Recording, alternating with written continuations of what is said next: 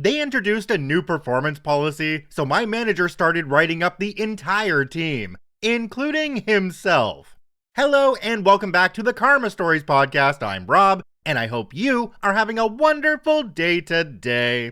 In today's episode, we've got a team-wide write-up spree, a McDonald's worker who weaponized the hygiene policy, a receipt showdown with management, and a dress code petty enough to summon the Hot Topic gods. It's malicious compliance at its finest. Let's jump right in. This story comes to us from Superb Raccoon. These are the new metrics? Okay, everyone is fired. So I work at a large company, Fortune 50 company, but like everywhere, management comes up with one-size-fits-none metrics. The latest was revealed to us by our manager, who surprisingly is the hero of this story. It has always been the metric that if you fell below 70% of your quota on a quota-eligible role, you risk being put on a performance review plan. It is also well known that anyone getting on a performance review plan is pretty much toast. Either you get fired for failing the performance review plan, or you are first on the next layoff list. And usually, they replace you with a newbie fresh out of college in one of the lower two bands. My particular team is made up of all senior people. Every one of us is in one of the top two skill grades. So we know we are a target, which is insane, as all of us engage the C-suite at other very large Fortune 500 companies and act as trusted advisors. We cannot be replaced by a new grad with intern-level performance. So our intrepid hero, my boss, is pulled into a 2-day seminar about 2 months ago that goes all the way to the General Manager of Sales, Americas. Several senior HR managers are there too. It is a rare in-person meeting, so people are cautious, but at least they know it's not a massive layoff kind of deal, as the first day is about the path forward and how important our division is to the company strategy. They go on about how our division is the front line of expanding sales in our partner program, to take it from 60% of revenue to 85% of revenue, with 75% of new growth expected to come from the partner channels. The company Absolute is relying on our division and our skilled staff to deliver on that goal. The second day is different, however. In the afternoon, they lay out the new plan for technical sellers, 80% attainment per year and backdating 2 years. It is a rare in-person meeting, so people are cautious, but my manager goes into, I am just asking questions mode. So let me understand, if last year they hit 100% attainment and 75% of the team did, but the previous year they hit 79%, then they are on a performance review plan? HR hems and haws, well yes, that is how it would work. I see, and there are no exceptions? The GM speaks up, that's correct, everyone must be a top performer, no exceptions. My manager starts gathering his things up. Would you mind if I skip the rest of the day? I have a lot of work to do apparently. The GM looks at him, well, no, we have more to cover. What is so urgent? He looks at the GM and maliciously complies with the stated metrics. Based on the metrics and the no exceptions rule, I have to prepare performance review plans for my entire team. No exceptions. I will need to start the open headcount to hire replacements for everyone too.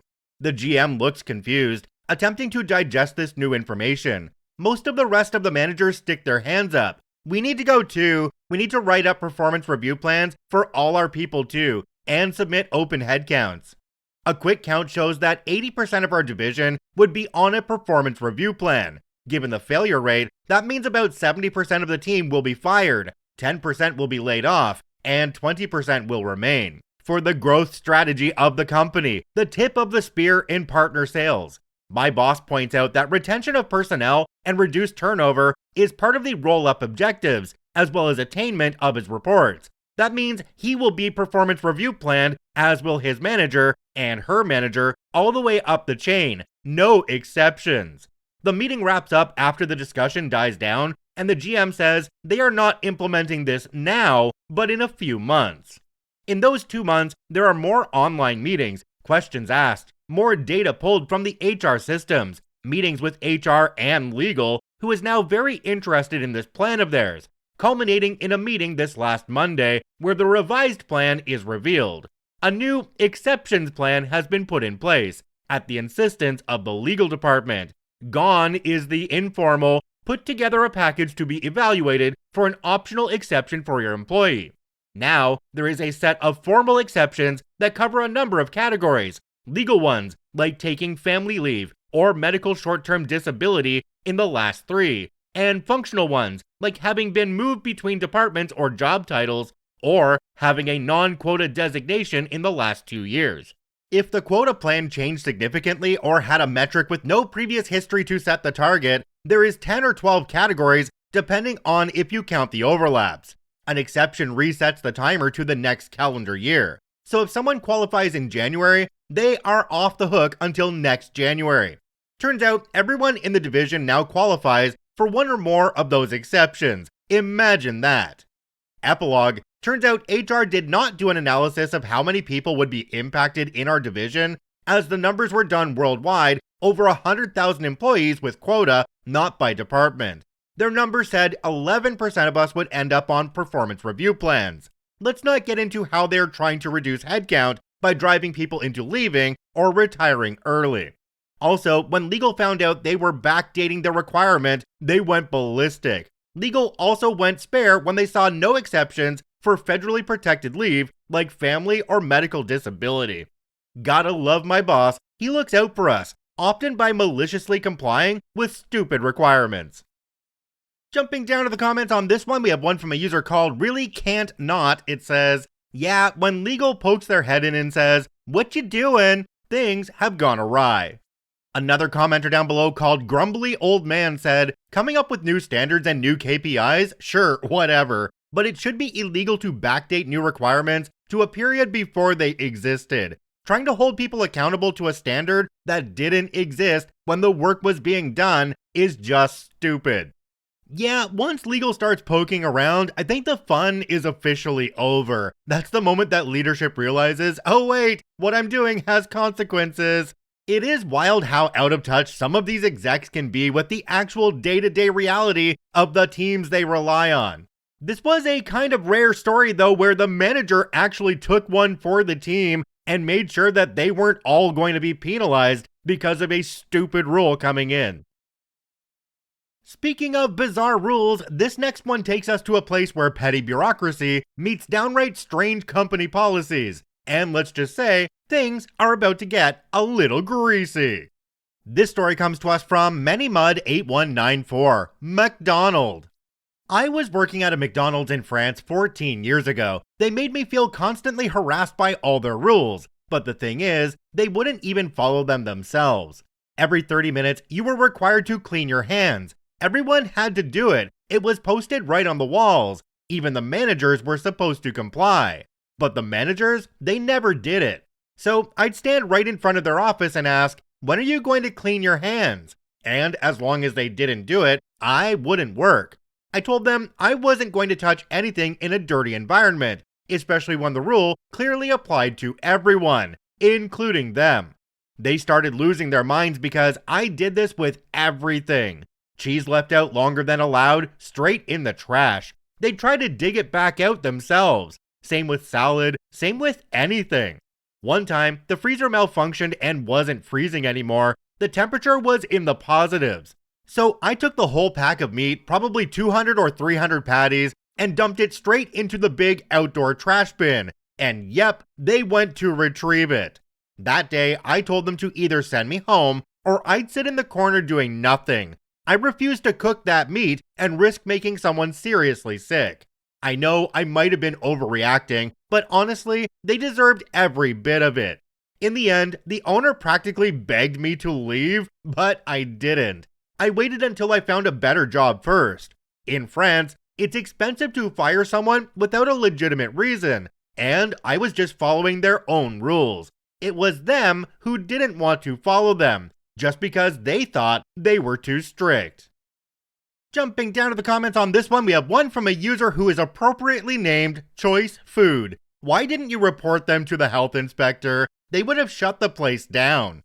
Another commenter down below called Onyx7900 said, I worked at a McDonald's in the US back in 2013, my first official job. We had the same issues. The managers would get so mad when I'd wash my hands or start rotating things out. They could never write me up because I was literally following their training guides.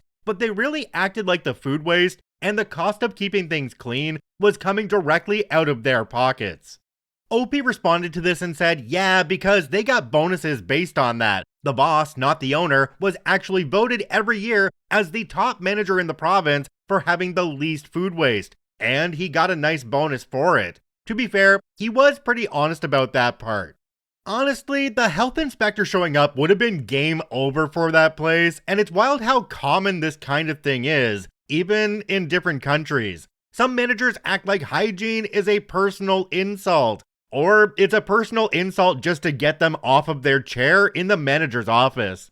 I think when it comes to the health of the people you are serving versus the bonuses of your boss, the health of the people you're serving wins out every single time. OP, you did a great job in using the company's standards to make your boss's life miserable. Well done.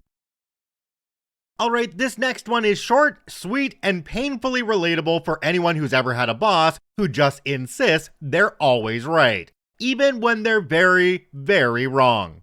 This story comes to us from TippyTina62. Turn in all receipts.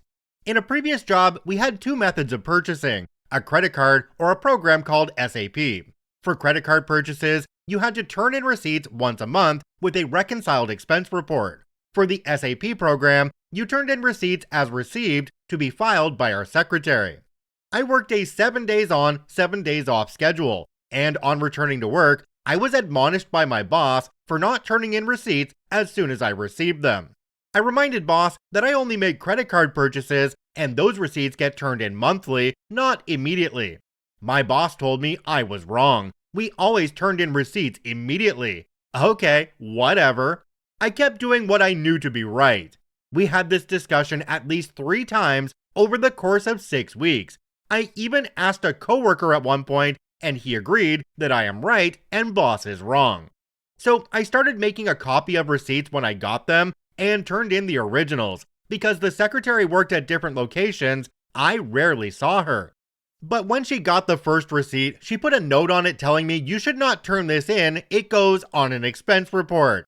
I left a note for her explaining boss's insistence that I turn in receipts immediately. Apparently, the secretary has stroke, I do not. The next week when I came into work, my boss explained to me that I do not need to turn in receipts immediately, I saved them for the expense report.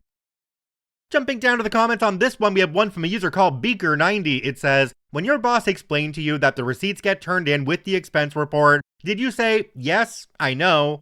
OP responded and said, I explained to him that the receipts get turned in with the expense report. He told me no. I asked when the policy changed. He said it's always been like he is advising me. When we had the final discussion, the one where he told me to stop turning in my credit card receipts immediately, I reminded him that I had told him this at least 3 times. Oh, he must not have understood me. Another commenter down below called Coolest Cat said, you have now found the real boss. She controls the flow of work. I can't tell you how many times I've befriended the receptionist or secretary in an office setting that got things done that I needed to complete a project that had fell on deaf ears of management. Chocolates, yes, I'm that old, were a surefire bribe. OP responded here and said, dang, betcha. Although I had occasional problems with the secretary as well, she could be just as stubborn as the boss.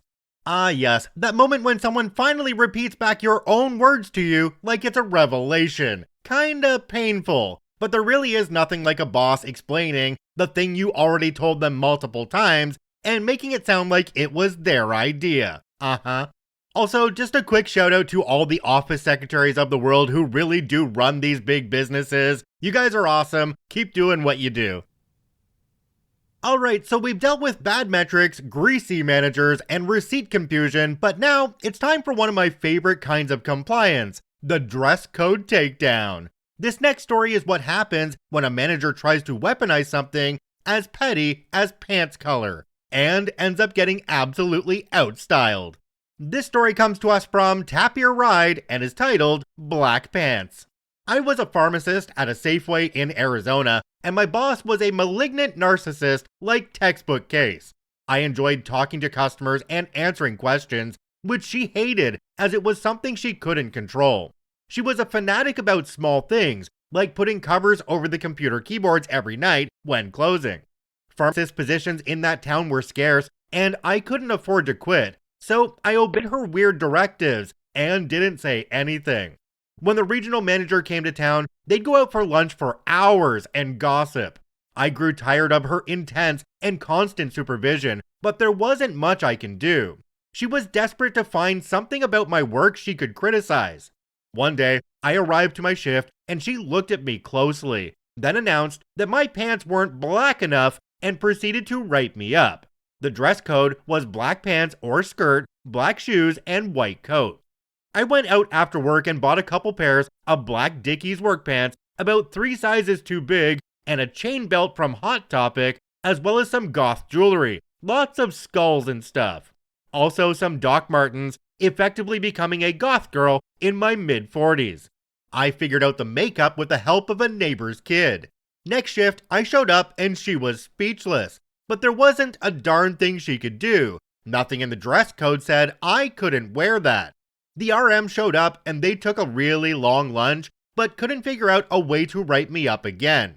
What really got to her was when a secret shopper showed up and I helped him with some over-the-counter items, and subsequently was awarded a Smile Award. I did make him laugh when I explained how to take Metamucil powder more easily. I got a free donut and a cup of coffee, while she was sent to Smile School because of her dour manner. Jumping down to the comments on this one, we have one from a user called Pink Fat Rat. It says, "I'll bite, how do you take Metamucil easier?" OP responded and said, "Stir the powder into half a glass of water or less, drink it, and then chase it with a full glass of plain water. That way, you don't have to drink 8 ounces of gritty stuff." Another commenter down below called Bread and Fire said, "Smile School? Now that sounds dark." OP responded and said, "The corporate world is really weird. I didn't ask what happens at Smile School, but I'm sure she didn't like it one bit." Okay, Smile School? That sounds like the kind of place where you leave smiling, but only because HR says you have to. It's like corporate punishment wrapped up in a motivational poster. If you enjoyed this episode, don't forget to follow the podcast so you never miss a story. Or if you're watching on YouTube, hit that subscribe button and join the Karma Crew. We're serving up fresh Reddit stories every single day. I thank you for watching and listening. I hope you have a wonderful day, and we'll see you tomorrow.